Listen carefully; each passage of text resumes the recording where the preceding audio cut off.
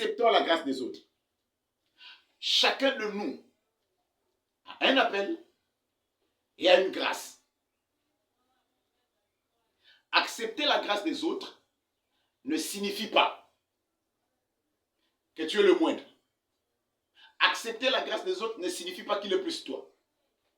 Car tu as été appelé, tu as ta grâce. Car tu as été appelé, tu as ta vision. Mais accepte aussi la grâce de l'autre. Accepte aussi l'appel de l'autre. Peut-être qu'il ne peut pas arriver à monter dans les dimensions telles que toi tu montes. Peut-être qu'il ne peut pas arriver au degré auquel tu as accédé. Mais accepte sa grâce. Quel est le problème que nous avons aujourd'hui dans l'église? C'est qu'on pense que, parce que on a une dimension de connaissance, une dimension de savoir, de sagesse, on est au-dessus de tous. On prêche bien par rapport à l'autre. On prêche mieux par rapport à l'autre.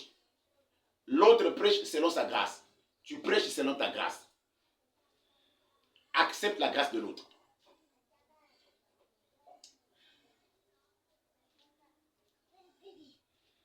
Dieu écrit dans nos cœurs. Oui, Dieu écrit dans nos cœurs à travers l'encre de l'esprit, mais au moyen des dons du ministère. Ça veut donc dire que chacun de nous est un stylo entre les mains du Seigneur. Et Dieu n'écrit pas tous de la même manière. Nous sommes des stylos entre les mains du Seigneur. Tu peux être un stylo rouge, il peut être bleu, il peut être vert. C'est la grâce que Dieu lui a donnée. D'aller dans cet angle, de parler de cet angle. Peut-être qu'il n'a pas la dimension de la révélation. Toi, Dieu t'a donné la dimension de la révélation. Peut-être que lui, Dieu lui a dit de parler sur la sanctification. Toi, Dieu t'a donné la révélation sur les 4 êtres vivants. C'est le stylo entre les mains du Seigneur. Dieu veut écrire par ce stylo-là la sanctification. Dieu veut aussi écrire par le stylo-là la révélation des 4 êtres vivants. Mais c'est dans la notion de la complémentarité. Et si nous comprenons ces choses, il n'y aura pas la guerre.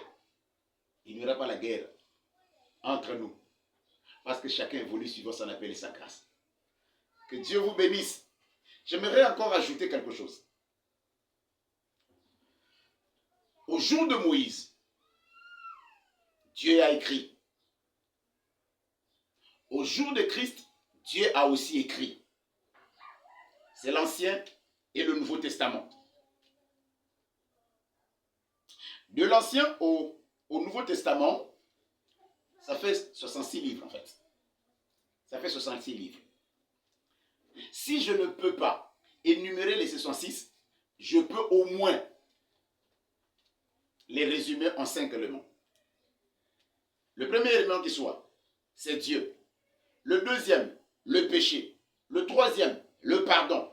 Le quatrième, le salut. Le cinquième, c'est l'Église. Les 5 éléments constituent toute la Bible, de Genèse à l'Apocalypse. Il n'y a que 5 éléments. De Genèse à l'Apocalypse, il n'y a que 5 éléments. Dieu, le péché, le pardon, le salut et l'Église. Peut-être que Dieu t'a pu donner la capacité, l'intelligence, la connaissance de parler sur l'Église. L'autre Dieu va te donner la capacité ou l'intelligence de parler sur le péché. C'est la complémentarité. Je loue Dieu de ce qu'il a donné aux hommes, l'intelligence, la connaissance, la sagesse, le discernement et la révélation, à ces ouins, par l'esprit, de pouvoir porter la lumière afin d'expliquer les 5 mystères que j'appelle Dieu, le péché, le pardon, le salut et l'Église. Dieu a donné les dimensions aux hommes appelés des dons qui soient comme des porteurs de lumière afin d'éclairer le peuple pour que le peuple puisse atteindre la dimension de la stature parfaite de Christ. Ces hommes sont extraordinaires. Je loue Dieu pour de tels hommes. En les écoutant, vos vies ne seront plus les mêmes. En les écoutant, vous serez édifiés, changés et transformés.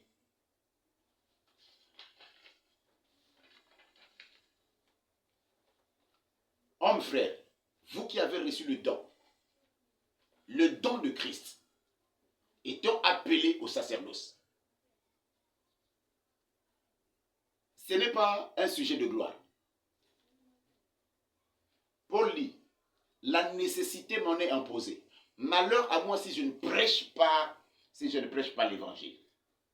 C'est donc une charge, une responsabilité et une exigence. Votre vie en dépend. C'est comme ça que Paul dit. L'œuvre de Dieu, l'œuvre de chacun de nous sera éprouvée dans cette œuvre-là. L'œuvre de chacun de nous sera éprouvée. Je prie Dieu que tu bâtisses sur le fondement des apôtres.